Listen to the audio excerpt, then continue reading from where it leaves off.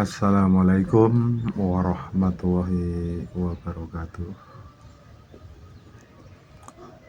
Kali ini saya akan mencoba sedikit memahami mengenai apa yang disampaikan Syekh An-Nifri, yang meskipun banyak kekurangannya, mudah-mudahan bisa bermanfaat.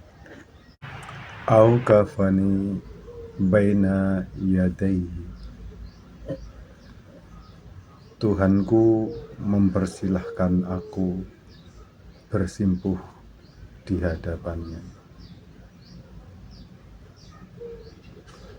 Wa khalali, lalu Tuhanku berkata kepadaku, hal tara khairi, apakah engkau melihat selain aku? Faqultu la, maka aku jawab tidak.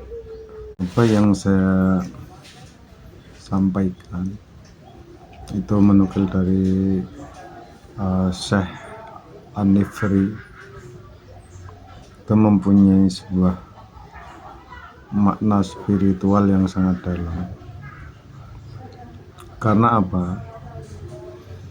Manakala ketika kita sedang bertafakur atau bertakarub, merenung, artinya di situ hanya Tuhanlah yang ada pada kedalaman rasa dalam diri kita. Artinya sudah kita meninggalkan hal persoalan masalah urusan dunia ini, hiruk pikuk urusan dunia ini. Ketika kita sudah sampai ke situ, artinya yang ada hanya diri kita. Diri yang dimaksud adalah hidup kita itu sendiri dan Allah. Sudah tidak ada yang lain lagi. Maka di situ ketika seolah-olah Tuhan itu berkata pada seorang hambanya, wa khalali hal khairi, lalu Tuhan berkata, apakah engkau melihat selain aku? Maka dijawab oleh seorang hambanya, faqultu la, tidak. Artinya di situ dalam sebuah sikap spiritual itu mutlak, yang ada hanya hamba dan Allah. Karena pada esensinya wujud hamba itu secara jasadiah itu enggak ada. Yang ada hanya hidup itu sendiri.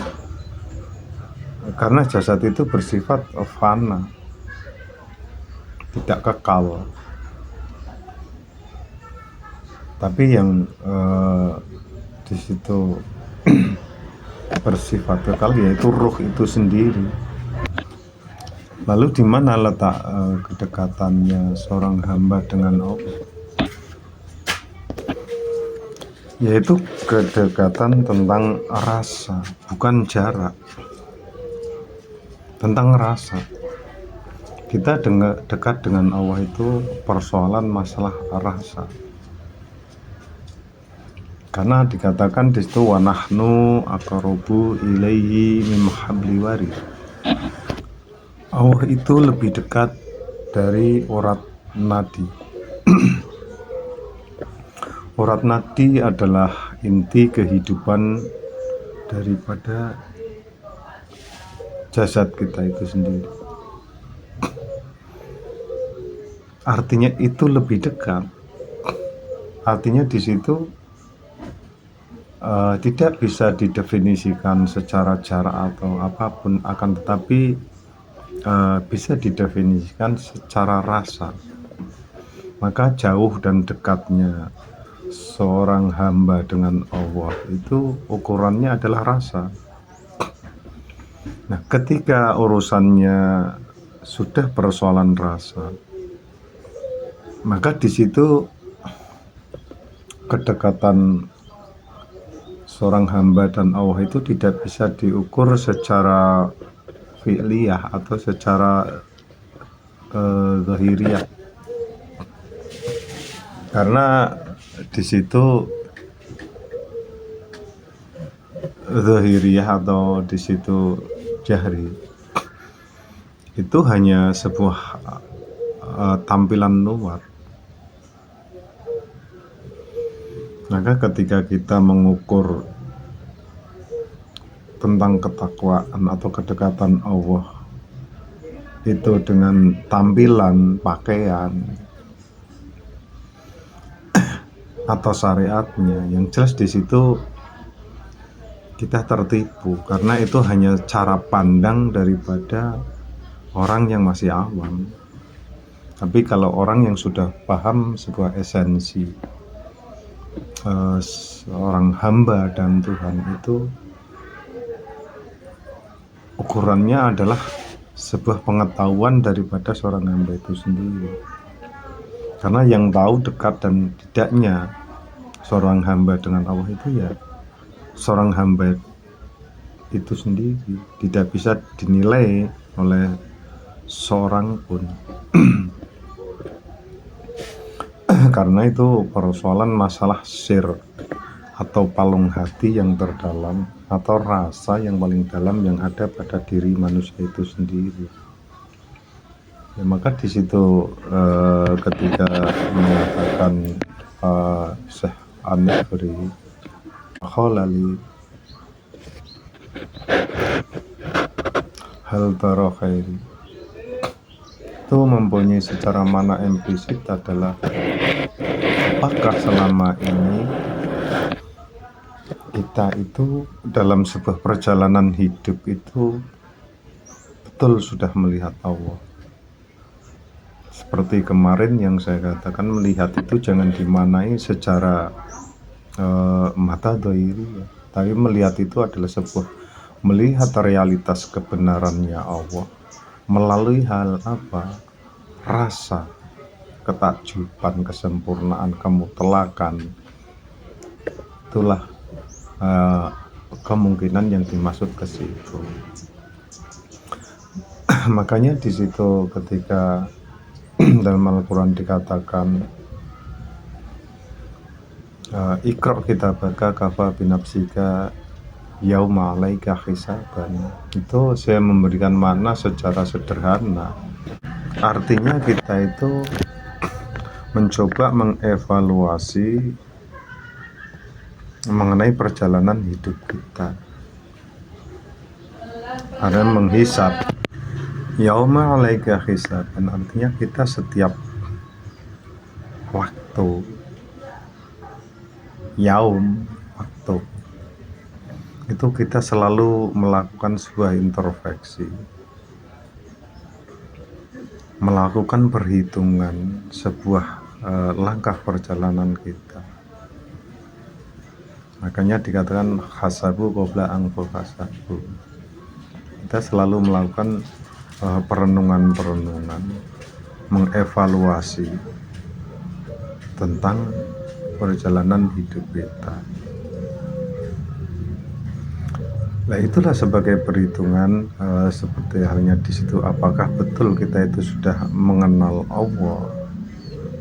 Nah, itu perlu kita renungkan, sebab selama ini kemungkinan ya saya sendiri lah belajar memahami agama itu kan hanya secara tekstual saja, tidak memahami secara kontekstual, dan pada akhirnya pun kita sama terjebak sehingga tidak memahami apa yang dimaksud ayat-ayat muhkamat maupun ayat-ayat mutasabihah. Seperti contoh di situ ayat mutasabihah. Ketika misalnya di situ ayat tersebut menceritakan tentang keberadaannya surga, kadang-kadang ini orang nggak memahami, padahal ini ayat mutasabihat, karena sudah membicarakan sesuatu hal yang gaib. Sehingga ketika tidak memahami ini ayat-ayat mutasyabihat, kita tidak bisa mengambil secara kontekstualnya, tidak memahami secara komprehensi, sehingga di situ ketika kita dipahami hanya secara tekstual, akhirnya timbullah pemanaan secara akliyah. Itu ayat tersebut akhirnya kita terjemahkan seolah-olah surga itu ya seperti keberadaan kita di sini, seolah-olah nanti di sana itu kita wujudnya seperti di sini secara jasadiah. Nah ini kan akhirnya rancau. Ini karena disebabkan kita tidak memahami ayat mana yang mutasyabihat, mana yang muhkamat, sehingga bagaimana ayat-ayat yang mutasyabihat ini cara kita untuk memahami, sehingga semua diberikan makna yang sama, karena kita standar dalam memahami itu kita hanya memakai kekuatan logika atau akal pikiran saja. Oke, terima kasih. Bisa sambung lain waktu, semoga bermanfaat. Wassalamualaikum warahmatullahi wabarakatuh.